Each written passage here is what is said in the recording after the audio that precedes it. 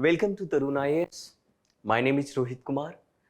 आज हम बात करेंगे 26 सितंबर 2022 की करंट अफेयर की, जो द हिंदू और इंडियन एक्सप्रेस से लिया गया है और ये हमारे प्रीलिम्स और मेंस एग्जाम के लिए बहुत ही महत्वपूर्ण है। आज का सबसे प्रमुख जो है कि भारत, ये द हिंदू का खबर और द इंडियन एक्सप्रेस में भी दिया गया है। हिंदू में ये कहा गया है कि यूएनएससी में वीटो मिलने पर टिप्पणी करना जल्दबाजी नहीं होगा, ऐसा हमारे एक्सटर्नल अफेयर मिनिस्टर विदेश मंत्री जयशंकर जी कहते हैं। वहीं पर भारत जो है उस पक्ष में है जो संयुक्त राष्ट्र के चार्टर का सम्मान करता है। कहने का तात्पर्य ये हुआ कि यूनाइटेड नेशन जनरल असेंबली में भारत की तरफ से काफ़ी कुछ कहा गया, कई ऐसे चीज़ें हैं उसको क्लैरिफाई किया गया, उसके बारे में चर्चा हम करेंगे। तो आज का सबसे इम्पॉर्टेंट है जो आप देख सकते हैं। सबसे पहला पॉइंट तो ये है कि ये हमारे मेंस की अगर हम प्रासंगिकता की बात करें तो ये द्विपक्षीय, क्षेत्रीय, त्रिपक्षीय और वैश्विक समूह और भारत से जुड़े समझौते से संबंधित प्रश्न आपका बन सकता है। दूसरी बात यह है कि आपके प्रीलिम्स के पॉइंट ऑफ व्यू से अगर देखा जाए तो इसमें प्रश्न आपका संयुक्त राष्ट्र सुरक्षा परिषद, जिसे यूनाइटेड नेशन आपका सिक्योरिटी काउंसिल कहते हैं, उससे प्रश्न बन सकता है। वहीं पर इसमें बात की गई है अंतर्राष्ट्रीय सौर गठबंधन के बारे में, उससे भी प्रश्न बन सकता है। इसमें बात गई है संयुक्त राष्ट्र महासंघ के बारे में, सभा के बारे में, उससे भी संबंधित प्रश्न बन सकता है। और G20 के बारे में भी बात की गई है, उससे भी प्रश्न बन सकता है। तो चलिए जानते हैं सबसे पहले कि आखिर समाचार क्या कहता है। हाल ही में अगर हम बात करें तो 77 यूनाइटेड नेशन जनरल असेंबली का आयोजन किया गया, जिसको आप संयुक्त राष्ट्र महासभा कहते हैं। शायद आपको पता होगा, आप प्रिपरेशंस कर रहे हैं तो, है ना। यूनाइटेड नेशन जनरल असेंबली उसको कहते हैं। अब ये यूनाइटेड नेशन जनरल असेंबली का जो संबोधन है हमारे भारत देश के एक्सटर्नल अफेयर मिनिस्टर, जिसे आप जयशंकर के नाम से प्रचलित हैं, या है उनका नाम ही जयशंकर है ना। पहले वो आपको सेक्रेटरी हुआ करते थे, वो है हमारे यहाँ।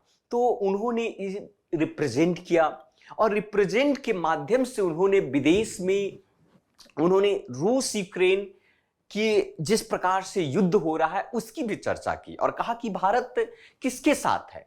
साथ साथ उन्होंने कहा कि भारत किसी के साथ नहीं, भारत हमेशा शांति के साथ खड़ा है ना।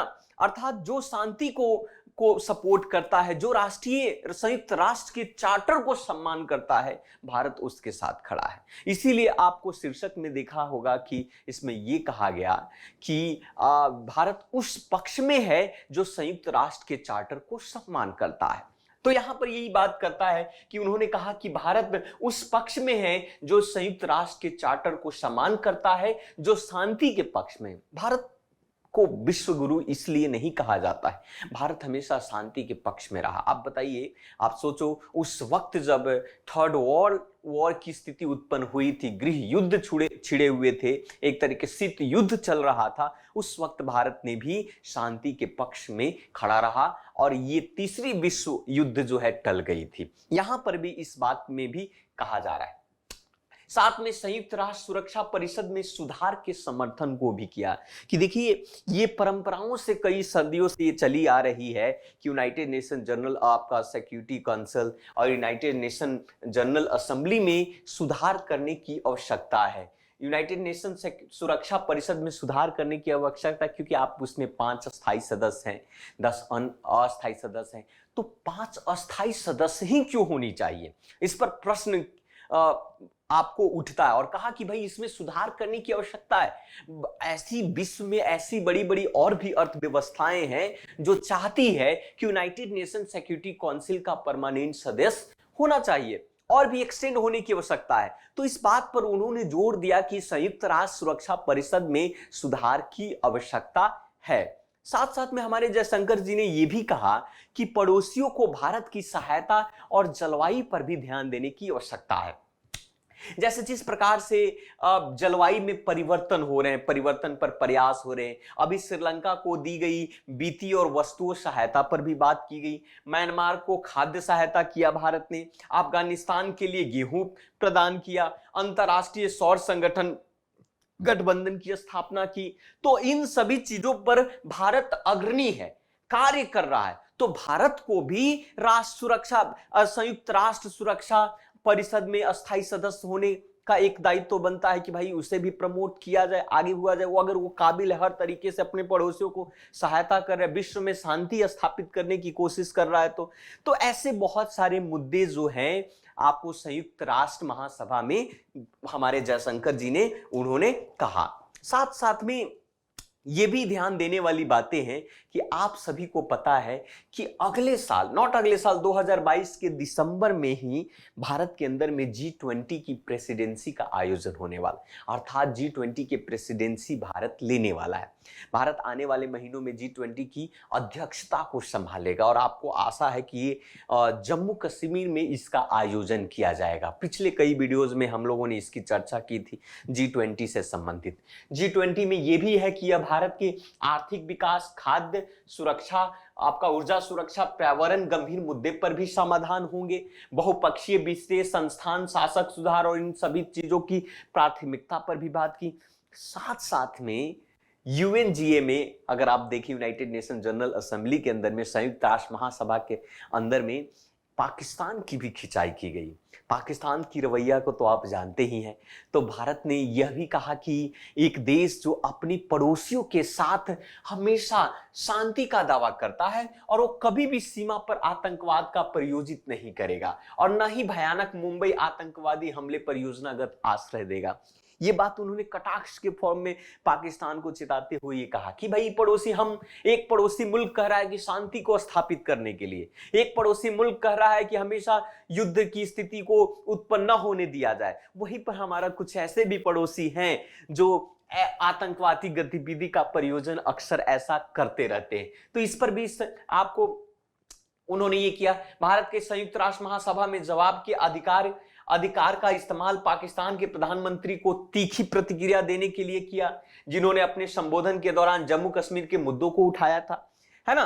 तो इन सभी चीजों पर चर्चा होती रही। साथ साथ में भारत ने यह कहा कि यूनाइटेड नेशंस सिक्योरिटी काउंसिल की जो अस्थायी सीट के लिए भारत की मांग है, उसको भारत की मांग को सुनी जाए। आपको हमने पिछले क्लास में G4 के बारे में बताया था कि G4 का मेन मकसद था एक ऐसी संगठन बनाई गई ताकि यूनाइटेड नेशन में अस्थायी सीटों की मांग करे, एक दूसरे को सपोर्ट करे। G4 में 4 देश थे, ब्राजील, जर्मनी, है ना, आपका भारत, ये 4 देश थे G4 के अंदर में। तो इनके बारे में भी बात कही गई।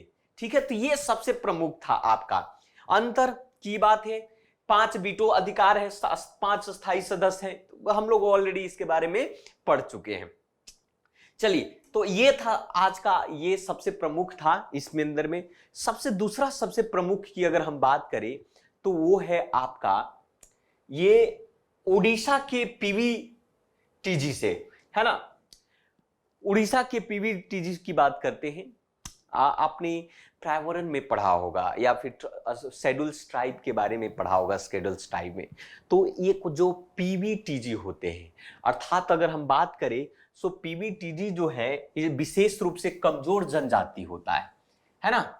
विशेष रूप से कमजोर जनजातियों का समूह एक जनजाति है, और एक ऐसी जनजाति जो बहुत ही कमजोर है, आर्थिक रूप से, सामाजिक रूप से, व्यवहारिक रूप से, धार्मिक रूप से नहीं कर सकते हैं आप, शिक्षा रूप से, हर तरीके से वो कमजोर है। तो ऐसी जनजाति को हम पीवीटीजी कहते हैं, है ना, हम पीवीटीजी कहते हैं। तो पर्टिकुलरली वल्नरेबल ट्राइबल्स ग्रुप कहा जाता है। और पूरी भारत में ऐसे 75 ट्राइबल्स ग्रुप हैं। कितने हैं? 75 ट्राइबल्स ग्रुप। ये हमारे प्रीलिम्स में भी ऑलरेडी ये क्वेश्चन पूछा जा चुका है। तो यहां पर ये कहा गया कि और सबसे ज्यादा जो ये पीवीटीजी का जो ट्राइबल ग्रुप्स है ये आपका उड़ीसा में ही है, ओडिशा के अंदर में ही है। तो इस न्यूज के तहत यह कहा गया है कि 18 साल की उम्र के बाद विवाह करने वाले जितने भी आपके पीवीटीजी को नगद प्रोत्साहन पेशकश किया जाएगा। द हिंदू का न्यूज है। सरकारी नीतियां और हस्तक्षेप में प्रासंगिकता में बन सकता है। और समाचार के तहत यह कहा गया कि उड़ीसा के विशेष रूप से कमजोर जनजाति समूह, जिसको पीवीटीजी के बीच बड़े पैमाने पर बाल विवाह को ध्यान में रखते हुए राज्य सरकार देर से विवाह करने पर 20,000 रुपए का प्रोत्साहन कर रही है। अब देखिए, पिछले क्लास में, पिछले वीडियोस में हमने पढ़ा था, कल की न्यूज में उड़ीसा से ही संबंधित नवागढ़ जो जिला है वहां पर एक रजिस्टर बनाया गया और उस रजिस्टर में बाल विवाह को, खास करके कन्या बाल विवाह को रोकने के लिए इस तरीके का प्रावधान चलाया गया था, है ना, प्रावधान चलाया गया था। तो वैसे ही यहाँ पर ये चीजें है, उड़ीसा सरकार ने ये कहा कि अगर आप लोग, पीबीजीटी में सबसे ज्यादा बाल विवाह की स्थिति देखने को मिली है, तो अगर आप लेट से विवाह करते हैं तो आपको 20,000 रुपये आपको वहां पर मिलेंगे। ऐसा इसलिए किया जा रहा है कि उड़ीसा पीबीटीजी सशक्तिकरण की अगर हम बात करें तो ये ऐसा इसलिए कहा जा रहा है क्योंकि उड़ीसा पीबीटीजी सशक्तिकरण और आजीविका सुधार कार्यक्रम चलाए गए हैं। याद रखिएगा, OPEL, अगर सब पूछ दिया जाए कि OPELIP क्या है, तो उड़ीसा पीबीटीजी सशक्तिकरण और आजीविका सुधार कार्यक्रम। इसके तहत जो पीबीटीजी ग्रुप है, टोटल बता दूं आपको कि 13 पीबीटीजी ग्रुप है। उड़ीसा में अकेले 13 पीबीटीजी ग्रुप हैं उड़ीसा के अंदर में। तो ये पीबीटीजी के बीच रहने की स्थिति में सुधार होगा, गरीबी कम होगा, एक विशेष कार्यक्रम चलाया गया था। और 18 साल की कम उम्र के बाद शादी करने के लिए ये भी कहा गया कि भाई इसके बाद दंपति को पैसा दिया जाएगा 18 साल की उम्र के बाद अगर आप शादी करते हैं तो। उद्देश्य ये है कि कम उम्र के विवाह को रोका जाए, कम उम्र के विवाह को रोका जाए। 12 जिले में 20 ब्लॉक में रहने वाले 13 विन विन पीबीटीजी, ये प्रश्न बन जाएगा आपका प्रीलिम्स में बन जाएगा कि भाई उड़ीसा में कितने पीबीटीजी है, तो आपको 13 है। उसके बाद आंध्र प्रदेश है ना, तो करीब करीब यहां पर 32,090 पीबीटीजी परिवार शामिल हैं। 13 पीबीटीजी कौन कौन से जिले में है? ब्रौंडा है, जिला की बात नहीं करें तो ये पीबीटीजी ग्रुप का नाम है। बोंडा हुआ, डोंगरिया हुआ, कोंद हुआ, दिदाई हुआ, लांजिया, सौरा, कुटिया, कोद, चुकसिया, आपका भुजिया, पौड़ी, भुइया, सौरा, जुआंगा, लोड़ा, हील, खरिया, मनकिड़िया एंड बिरहोरा, इस तरीके के पीबीटीजी ग्रुप नाम है। अब तक पीबीटीजी में लगभग 852 दंपति हैं। और इसके बारे में, तो इससे संबंधित बात करें तो मुख्य रूप से याद करना कि भाई पीबीटीजी है क्या, कितने हैं उड़ीसा के अंदर में, पूरी भारत में 75 है ना। उससे संबंधित क्या कार्यक्रम उड़ीसा सरकार ने चलाया कि ताकि उसको रोका जाए, पीबीटीजी, उड़ीसा पीबीटीजी सशक्तिकरण और आजीविका सुधार कार्यक्रम चलाए गए हैं। ठीक है, तो ये इससे संबंधित है। तीसरा हम देखते हैं, सबसे महत्वपूर्ण है, जिसका नाम है आपका ऑपरेशन मेघ चक्र। ऑपरेशन मेघ चक्र एक चाइल्ड्स पोर्नोग्राफी को लेकर सीबीआई जांच के दायरे में 50 लोगों को लिया है। द हिंदू का न्यूज है। आप पता होगा कि समाज, सोसाइटी में भिन्न भिन्न प्रकार के लोग रहते हैं, तो यहाँ पर चाइल्ड पोर्नोग्राफी जो है उसको रोकने के लिए एक ऑपरेशन चलाया गया जिसका नाम था ऑपरेशन मेघ चक्र, है ना। सीबीआई के हाल में ही ये चलाया, क्योंकि सीबीआई हाल में ये कहा कि भाई यौन शोषण सामग्री के प्रसार और साझा करने के खिलाफ जो है इस प्रोग्राम को चलाया गया, इस ऑपरेशन को चलाया गया है। ये सोसाइटी का बहुत ही एक तरीके से तुच्छ, या कह सकते हो कि सोसाइटी की कैविटी मेंटलिटी वाले लोग होते हैं जो इस तरीके के कार्य को करते हैं, है ना। ताकि तो यहीं पर इसके लिए सीबीआई, हमारा जो सेंट्रल ब्यूरो इन्वेस्टिगेशन है, बाल यौन शोषण सामग्री के प्रसार और साझा के खिलाफ अखिल भारतीय अभियान के तहत 20 राज्यों और 1 केंद्र शासित प्रदेशों में तलाशी की। इस ऑपरेशन कोड का नाम दिया मेघ चक्र। याद रखिएगा कि मेघ चक्र ऑपरेशन का संबंध किससे है, इसका नाम मेघ चक्र क्यों दिया गया, है ना। तो ये प्रश्न आपके प्रीलिम्स में बन सकते हैं। सीबीआई ने ये चलाया किसके लिए? बाल यौन शोषण सामग्री के प्रसार और इन सभी को खोज के लिए। 50 से अधिक लोग जांच के दायरे में आ गए। 50 लोग ने ऐसा के दांत में, और इंफॉर्मेशन सीबीआई को मिली थी तब तो ऐसा करना पड़ा, है ना। साथ साथ में ये कौन कौन से राज्य हैं? ये हिमाचल प्रदेश है, पंजाब है, हरियाणा है, दिल्ली, उत्तर प्रदेश, बिहार, झारखंड, छत्तीसगढ़, महाराष्ट्र, गुजरात, गोवा, कर्नाटक, तेलंगाना, तमिलनाडु में तलाशी की गई। साइबर फोरेंसिक उपकरण का उपयोग किया भी गया ताकि जो है उसके तह तक जाया जाए। और भारी मात्रा में चाइल्ड पोर्नोग्राफी सामग्री को भी संग्रहित की गई थी, मिला भी इसके तहत है। तो कितना बड़ा क्राइम है आप समझ सकते हैं। जिस बाल्य अवस्था में बच्चों को अध्ययन की आवश्यकता है, जिस बाल्य में ईश्वर के रूप में देखा जाता है, यहां पर इस तरीके के भी आप घिनौने कार्य भी हमारे सोसाइटी समाज में किए जाते हैं। और उसके खिलाफ जो है ऑपरेशन मेघ चक्र सीबीआई के द्वारा चलाया गया। उसी प्रकार से एक यहां पर बात आती है, ऑपरेशन कार्बन की बात आती है। ऑपरेशन कार्बन क्या है, इसी से संबंधित है, इस पर भी हम चर्चा कर लेते हैं। ऑपरेशन कार्बन की अगर हम बात करें तो ऑपरेशन कार्बन में पिछले नंबर में एजेंसी ने ऑपरेशन कार्बन नाम दिया था। पिछले नवंबर में वही सीबीआई एजेंसी ने इसका नाम क्या दिया था, ऑपरेशन कार्बन। कार्बन नाम एक अभ्यास कोड शुरू किया था, एक अभ्यास कोड शुरू किया गया था। 13 राज्यों और एक केंद्र शासित प्रदेश में चलाए गए थे। 76 स्थानों पर यह आयोजित किया गया था। प्राथमिक में नामित व्यक्तियों को आईपीसी के प्रासंगिक प्रावधानों और सूचना प्रौद्योगिकी अधिनियम के तहत इससे मामले दर्ज थे। तो ये दोनों संबंध है आपका, एक ऑपरेशन कार्बन और ऑपरेशन मेघ चक्र के नाम से। आपके एग्जाम में प्रश्न बन सकते हैं, इसे ध्यान देने की आवश्यकता है। ठीक है, अब आगे बढ़ते हैं। एक और सबसे प्रमुख अगर हम बात करें तो इस पर देखा जाए, यह है डिफेंस एक्सपो। अभी जो है यह सबसे प्रमुख है, डिफेंस एक्सपो 2022 में भारत और अफ्रीका के रक्षा वार्ता शुरू होने वाला है। द हिंदू का न्यूज है। तो यह प्रश्न बन सकता है कि डिफेंस एक्सपो 2022 क्या है। याद रखिएगा, प्रौद्योगिकी और स्वदेशीकरण और नई तकनीकी के विकास से संबंधित प्रश्न बनेगा। डेफे एक्सो, ठीक है, डेफ एक्सो या कह सकते हैं डेफ एक्सो। सो डेफ एक्सपो जो क्या है, डेफ एक्सो में समाचार के तहत क्या कहा गया है, इसमें यह कहा गया कि अगले महीने आपको गांधीनगर, आप सभी को पता गुजरात की राजधानी गांधीनगर है राज्य के, और हाल में होने वाले आगामी डेफ एक्सपो नामक 2022 का आयोजन किया गया। और इसके तहत भारत और अफ्रीका के रक्षा वार्ता यहां पर होंगे। भारत और अफ्रीका के बीच में, दोनों के देशों के बीच रक्षा प्रणाली के बारे में बात होगा। एक दूसरे के बीच यहां पर एक दूसरे संस्करण में मेजबानी करेगा। इसमें जो है 53 अफ्रीकी देश को निमंत्रण दिया गया। अफ्रीका जो कॉन्टिनेंट है उसमें 53 देशों को, खास करके अफ्रीकी देशों को इसमें आमंत्रित किया गया है और भेजा गया है। लगभग 40 देश इसमें भाग लेंगे। साथ में अलग अलग हिंद महासागर क्षेत्र प्लस, जिसको IOR प्लस के सम्मेलन भी यहां पर तैयार है। ये चीजें, अब सवाल ये है कि ये डेफ एक्सपो 2022 है क्या।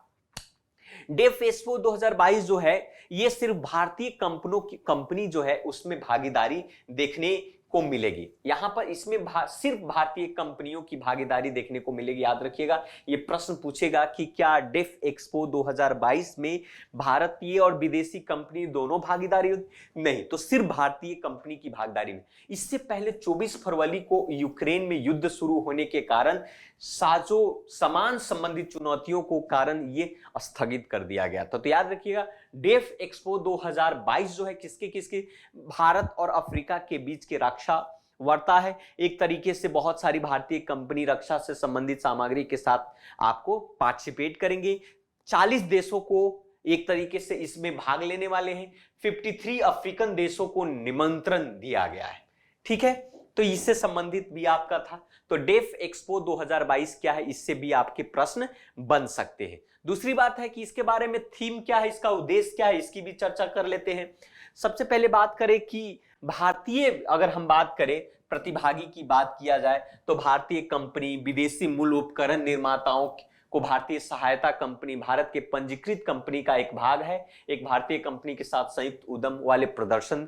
थीम ये है कि गौरव का मार्ग, पाथ टू प्राइड, ये इसका थीम है। और उद्देश्य है कि घरेलू रक्षा उद्योग की ताकत का प्रदर्शन करना, जो अब सरकार और राष्ट्र के मेक इन इंडिया और मेक फॉर द वर्ल्ड संकल्प को शक्ति प्रदान करता है। ये बहुत इंपॉर्टेंट है, आप इसको जरूर रिवाइज करें, पढ़े कि आखिर जो डेफ एक्सपो 2022 का उद्देश्य क्या है। तो उद्देश्य यही है कि भारत की अगर हम बात करें घरेलू रक्षा उद्योग की ताकत का प्रदर्शन करना, जो अब सरकार और राष्ट्र के मेक इन इंडिया के तहत कार्य करती है। तो इसके बारे में भी ये चीजों पर चर्चा की है, तो आपके एग्जाम में ये प्रश्न बन सकता है। ठीक है, भारतीय कंपनियों से ये प्रश्न बन सकता है। एक और हम इसमें चर्चा करेंगे जो आपका सबसे इंपॉर्टेंट की अगर हम बात करें, एक आप देख सकते हैं, बाइडेन ने अफगानिस्तान के प्रमुख गैर नाटो सहयोगी टैग को समाप्त किया। आप कहेंगे कि ये जो बाइडेन साहब है, हमारे अमेरिका के राष्ट्रपति, उन्होंने अफगानिस्तान के प्रमुख गैर नाटो सहयोग को टैग को समाप्त कर दिया। भारत की हित से संबंधित समाचार के तहत यह कहा जाता है कि जो तालिबान के काबुल में सत्ता पर कब्जा करने वाला 1 साल से अधिक हो चुका है, उसके बाद अमेरिका ने एक प्रमुख गैर नाटो सहयोगी रूप के में अफगानिस्तान के पद नाम को समाप्त कर दिया है। पृष्ठभूमि है कि 2012 में अब अमेरिका ने अफगानिस्तान को एक प्रमुख गैर नाटो, जिसको MNNA, ये प्रश्न पूछ देगा कि MNNA है क्या, है ना, तो सहयोगी नामित किया था, मतलब कि गैर नाटो का सहयोगी नामित किया था। दोनों देश में रक्षा और आर्थिक संबंध बनाए रखने को रास्ता साफ किया था, है ना। रक्षा और सुरक्षा संबंधित सहायता और उपकरण के मामले में अफगानिस्तान को कई सुविधाएं भी प्रदान करता था। वो चीजें अब समाप्त कर दिया है हमारे ये अमेरिका के राष्ट्रपति ने। ये जो गैर नाटो है कब बनाया गया था, इसके बारे में हम थोड़ी सी चर्चा कर लेते हैं। ये प्रश्न बन सकता है आपके एग्जाम में।